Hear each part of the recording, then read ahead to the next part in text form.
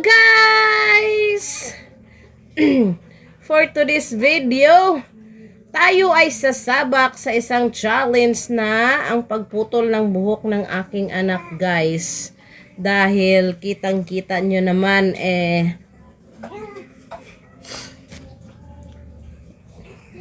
hindi na bagay sa kanya ang kanyang buhok na mataas. Kailangan na itong putulan dahil nagda-dry na ang kanyang buhok sa kakakulay at kakariban guys. Tingnan nyo naman, dry na dry. Ano lang natin yung kunting kulay, pero dun sa baba ay puputulan natin para maging maganda naman ang kalalabasan ng kanyang looks. So, let's start a new look to be looking younger than what we saw. Ayun. Parang naka-English tayo ngayon Pero dahil sa gamit nating gunting ay mapurol guys. Agoy. Madugay jud ta ani mabtan jud tag pila ka oras og pinugong sa gunting para dili mag-slide sa buhok. Kulang sa hasa itong gunting Masakit sa kamay. At saka ano lang siya, parang gunting lang siya ng papel. Pero wala tayong magawa on the spot yung ano natin, yung challenge natin.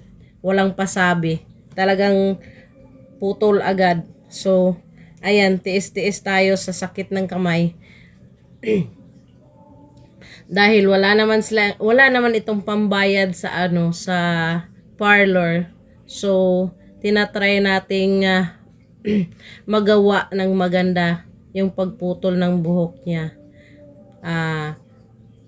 At ating minadali dahil may lakad naman itong Ate Enday na ito. So, natagalan pa tayo dahil yung anak niya ay makulit na makulit. Laging umiikot. Walang kapaguran ang ang bulinggit na to. Laging umiikot kahit kahit hinahawakan. So, ayan. Ay, dito na tayo sa harapang buhok, guys. Diba?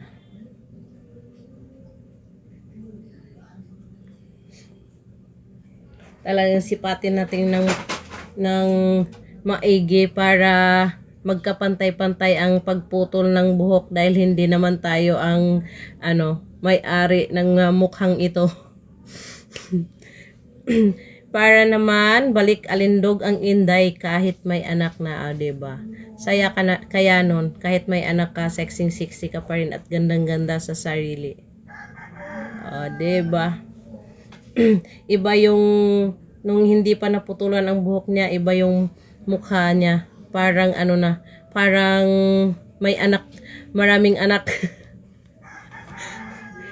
Yun ngang buhok ko ang pangit na. Kailangan na rin ng alaga ang buhok ng ang buhok ko para din gaganda rin tayo ng konti, diba? So ayan guys, malapit na rin tayong matapos. Dahil aalis itong Inday kong ito para mag-shopping guys. Diba? Nagpaputo lang ng buhok, mag-shopping agad. Mayaman na. At ating makikita ang result ng ating pagputol ng kanyang buhok guys. Maya-mayang konti. Diba? Ang kulit talaga ng batang to. Talagang gustong bawiin yung gunting na ginamit ko. Tan-tadan! Ready? 1, 2, 3. Diba? Ganda. Bagay na bagay.